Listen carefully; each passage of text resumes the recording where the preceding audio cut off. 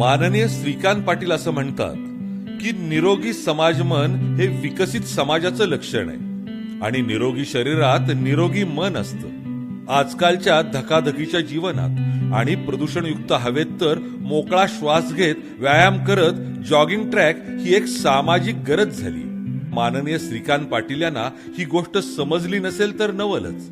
आणि त्यामुळंच ते नगरसेवक असताना मुळा नदीच्या किनाऱ्यावर सुमारे 1000 मीटर लांबीचा जॉगिंग ट्रॅक बनवला.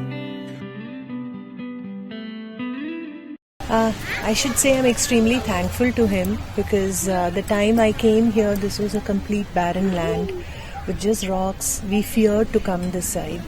And from that situation, it is he who has helped in converting this place into such a beautiful site for people to come jogging.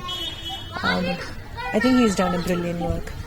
Really thank him, Shrikant Patil, for doing this brilliant job. विशेषतः ज्येष्ठ नागरिक आणि महिलांना या jogging ट्रॅकचा विशेष फायदाच होतोय. मात्र श्री श्रीकांत पाटील यांच्या काळात विकसित झालेला हा जॉगिंग ट्रॅक पुढील सत्ताधाऱ्यांच्या काळात दुर्लक्षितच झालाय. जनरली क्या है कि खाली जो है जनरली आप देखो एजेड लोग ही ज्यादा आते हैं. जो बच्चे लोग हैं, लेडीज हैं, वो यहाँ कम आती हैं क्योंकि यहाँ पे वो प्रॉपर सफाई नहीं है. कुछ बाहर से इधर उधर से लोग आके भी इंक्रोचमेंट करते हैं और वो गंदगी फैलाते हैं उल्टा आकर के, और उनको कोई टोकता नहीं है ठीक से. परिणामी हा ट्रॅक खराब झाला. मात्र जॉगिंग ट्रॅकवर अजूनही नागरिक येतच असतात आणि त्याचा वापर करतच असतात.